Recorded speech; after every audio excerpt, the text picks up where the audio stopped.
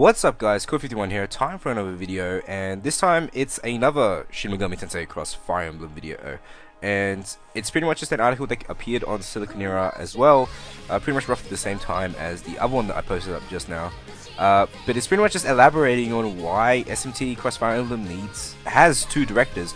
If you guys don't know, it has two directors tied to this project, so maybe we can get some light shined on us to really elaborate on why this needs to be, like, why does this need two directors apparently. So I'm just going to read it out. Shin Megami Tensei Cross Fire Emblem Chief Director Mitsuru Hirata recently shared his thoughts on the Fire Emblem series. Additionally, Atlus and Nintendo have revealed on the official blog that Atlus's E.G. Ishida is also working as a director on the game. He shared his own personal message for fans, and you can read it below. So this is what Ishida has written. So, you know, we got Mitsuru Hirata and E.G. Ishida working on this game as dual directors. So let's see what Ishida wrote. It's a pleasure to meet you all. I am Atlus's E.G. Ishida, the development director and the chief designer for Battles. I previously worked as a chief designer for Shin Megami Tensei 4 and the development director for Shin Megami Tensei Cross Strange... What did I say cross for? Shin Megami Tensei Strange Journey. Okay, that right there is freaking awesome, because we've got the chief designer for SMT 4. SMT, a mainline SMT game, and the development director of SMT Strange Journey. We've got two of the heavyweights of the mainline SMT games working on this project. If you guys don't know, that's freaking awesome. We've got actual real like SMT staff working on this project, which is awesome. Hirata, who was the supporting director of Strange Journey and also provided countless questionable maps in the best way possible, Hirata-san, in the level design of the game, is who I'm teaming up with as a as the director of SMT Cross Fire Emblem. This time around, I'd like to talk about the participation process and a bit of the battle parts that I've been in charge of.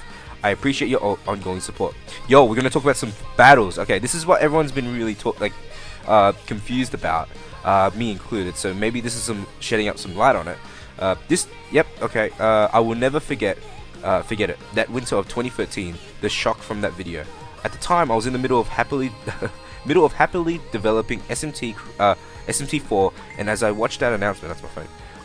As I watched that announcement video from Nintendo Direct, along with the rest of you guys, I recall feeling slightly lightheaded. Sorry, I lied. I felt very lightheaded. Atlus are making Fire Emblem? Will it be a strategy game? An RPG? Lore? Chaos? With all the unimaginable possibilities in mind, to think of it as the first HD console project and a collaboration that is also a new IP, the designs, the worldview, the construction would be all from scratch. So he's referencing the trailer in which we were given nothing except the main characters from Fire Emblem and the main characters of SMT. So at this time, it was just a thing to say, we're working on something. We got it. We're working on something. We have nothing yet, but we got something. Oh, that's the sound I made while watching. It's going to be a project that has mountains of hurdles. Give it your best, guys. I'll be cheering from afar. Wow, so the director at the time of this announcement had no idea who'd be working on it at this point. That's interesting. Well, at that point, it was completely other people's business, lol, because he was working on SMT4. That makes sense.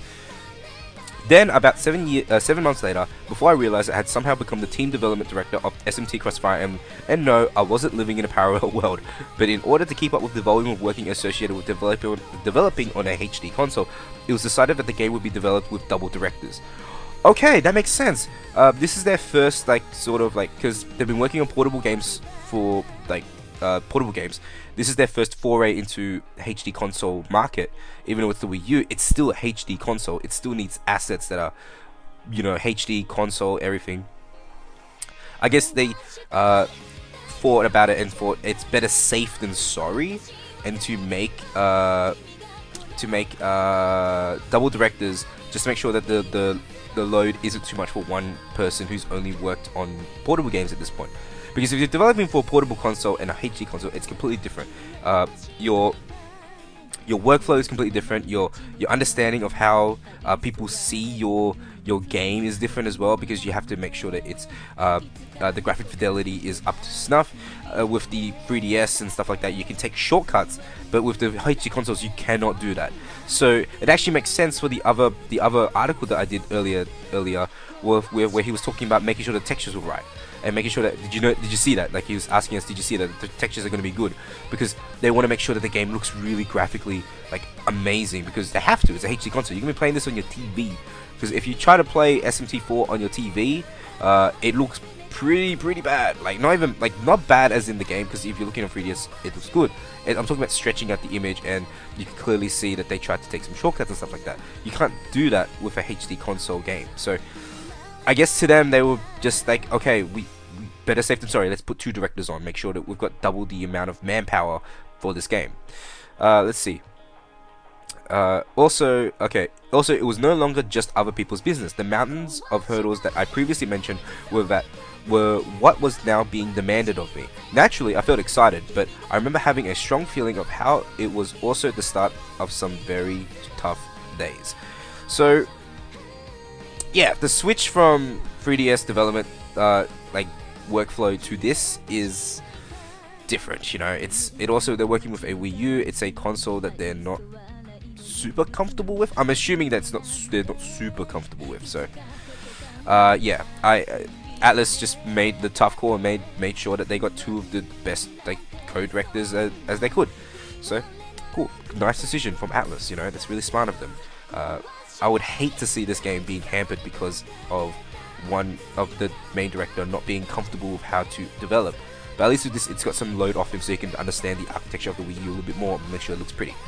So, however, once I actually became part of the development team and started the job, things were rather different from what I expected. Of course, there wasn't a difference in how tough things were, but as long as we properly kept the direction and theme together, it felt like it was okay to run with it in any way we wanted.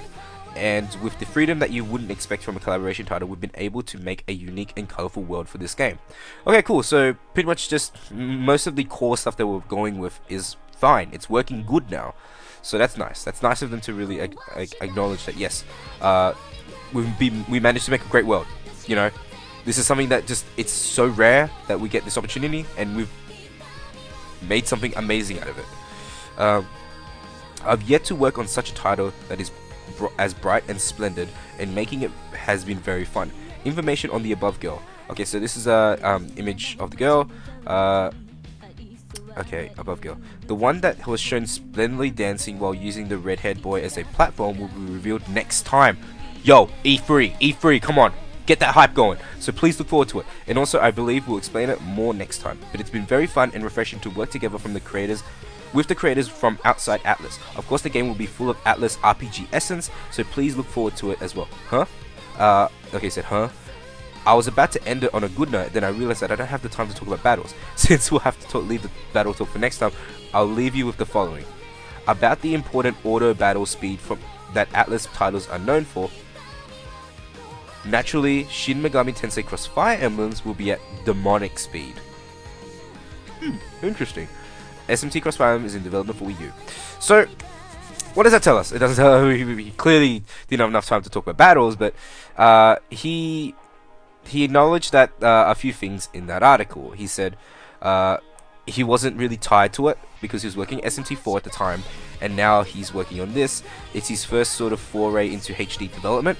It's his first foray into a game that's so bright and colorful, but from the looks of things, he's enjoying it, which is what we like, which is what I like. I don't personally want a director to do something that he doesn't enjoy, he doesn't find happy. So we've got 2 directors now. We've got Mitsuru Hirata, who is a 25-year fan of Fire Emblem, who has played most of the games and enjoyed them, even though he doesn't like the genre.